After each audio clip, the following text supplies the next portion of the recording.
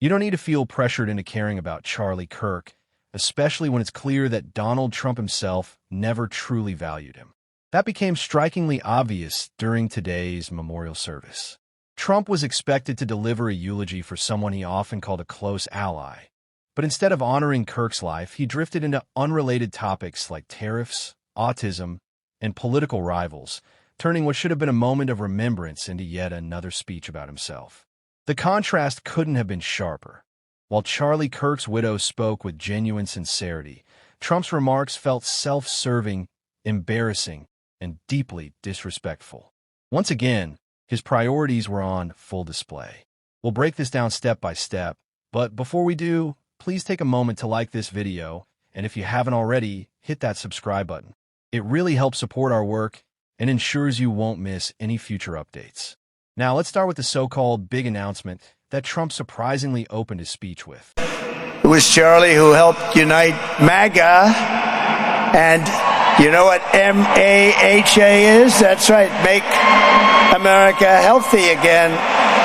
And tomorrow we're going to have one of the biggest announcements, really medically, I think, in the history of our country. We're going to be doing it with Bobby and Oz and all of the professionals. I think you're going to find it to be amazing.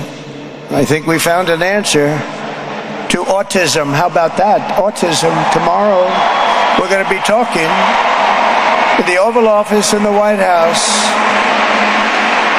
about autism, how it happens, so we won't let it happen anymore, and how to get at least somewhat better when you have it, so that parents can help their child, their beautiful child. That's a big one. I've been bugging everybody over there. Get the answer to that. We keep hearing claims that Donald Trump is grieving, that his outbursts are just part of mourning, and that his escalating attacks on free speech somehow come from that place. But the reality looks very different. When Jimmy Kimmel pointed out the truth, debunking the false claim that the alleged Kirk assailant was a left-wing extremist, Trump simply couldn't handle it. His reaction turned into a full-blown meltdown, and the pressure that followed ultimately led to Kimmel's show being taken off the air. Not because of ratings, not because of economics, but because Trump has always struggled with being mocked, especially when real scrutiny is directed at him. And then, when it came time to honor Charlie Kirk at what was supposed to be a memorial, Trump couldn't stay focused. Instead, he turned the moment into another campaign-style rally, opening with a big announcement. Some in the audience cheered, but many sat in silence, clearly uneasy with just how far he had taken it. Just like Charlie and Erica made Turning Point hot, we are looking at a country that has the chance to attain a level like never before. Tariffs are making us rich again, richer than anybody ever thought was possible. And the only one challenging them are people that hate our country or foreign countries that are paying a price, because they did the same thing to us for years. They took advantage of us, but we're making money. We're becoming richer and richer. And we're taking care of our people better and better when we do that. And we can take care of other countries better and better. But we're doing unbelievably well. The tariffs have really been a hold. The election was big, but the tariffs, because of the election, came in. And remember, other nations do that to us. And Charlie understood that. He saw the money. He saw what was coming into our country, and we can use that for Medicare, Medicaid, Social Security, all of these things that we fight so hard for. And that's exactly what's happening. The numbers are incredible. When the news... In classic Trump style, much of his speech focused on himself, with bold claims about the economy and moments that felt erratic. Yet, amid all the noise, there was one part of the memorial that truly stood out. It wasn't from Trump. It came from Charlie Kirk's widow. Her words carried grace and calm, offering a sense of healing that sharply contrasted with the chaos of Trump's remarks. And when she said simply, "I forgive him," it struck a powerful chord, reminding everyone that compassion has the strength to rise above even the loudest distractions. I forgive him.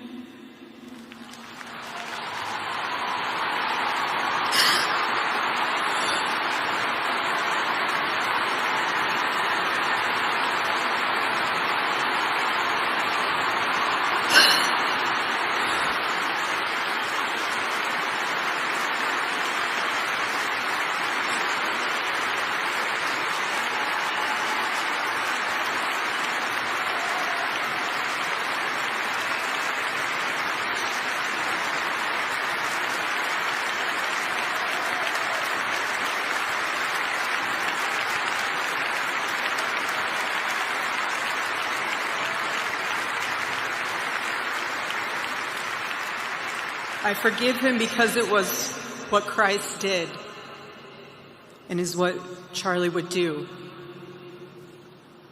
The answer to hate is not hate. The answer we know from the gospel is love, and always love. This moment carries a deeper message. No matter who the attacker was, the real takeaway is about principle, that forgiveness and unity are powerful forces in the face of tragedy. What our country needs now is to come together with leaders on both sides, and especially on the right, making it clear that political violence has no place in our society. But instead of honoring that spirit, instead of respecting the widow's wishes, Donald Trump chose a very different path in his remarks. And what he said left many in the audience stunned. In that private moment on his dying day, we find everything we need to know about who Charlie Kirk truly was. He was a missionary with a noble spirit and a great, great purpose. He did not hate his opponents. He wanted the best for them. That's where I disagreed with Charlie. I hate my opponent, and I don't want the best for them. I'm sorry. I am sorry, Erica. But now Erica can talk to me and the whole group, and maybe they can convince me that that's not right, but I can't stand my opponent. Erica Kirk spoke with a message of forgiveness and unity, asking people to come together during a difficult time. But instead of reflecting that tone, former President Trump turned the focus toward criticism and political grievances. Now, it's true that not everyone will feel sympathy for a family connected to controversial rhetoric, but what matters here is the larger issue. Many of you watching care deeply about preventing gun violence and ending the cycle of division that drives political unrest. And while no one is expecting apologies, it's clear that Erica Kirk is facing real pain. Sadly, rather than respecting that moment of healing, Trump used the stage to advance his own narrative, even if it meant spreading questionable claims. Many of these people, by the way, are paid a lot of money to do this. They're agitators. They're paid agitators. Remember that? When you see they all have the same beautifully printed sign, every sign is identical, comes out of a top-level print shop. That's not the signs that are made in somebody's basement. Those are paid for by very bad people, and hopefully we're going to be finding out through the DOJ who those people are.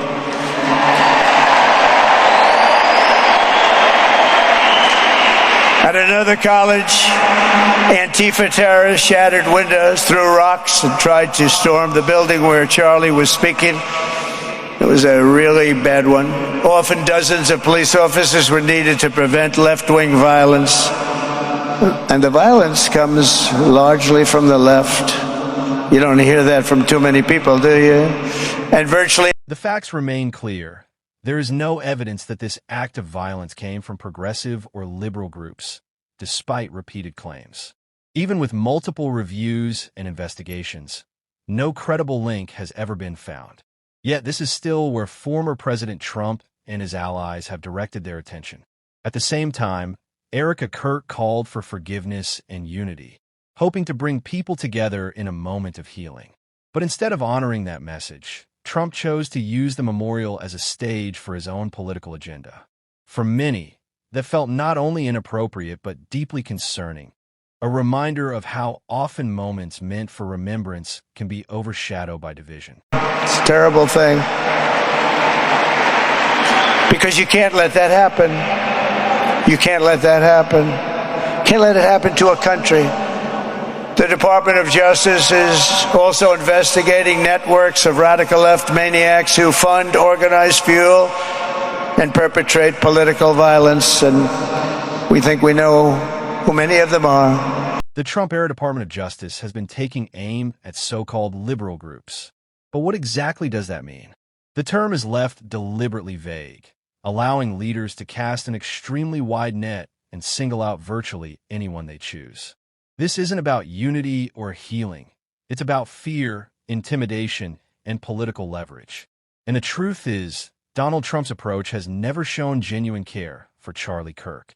What we're witnessing instead is a moment being used for political gain, even when compassion and respect should take center stage. What makes it even more concerning is that some Democrats have gone along with efforts to elevate a figure now tied to Trump's broader agenda.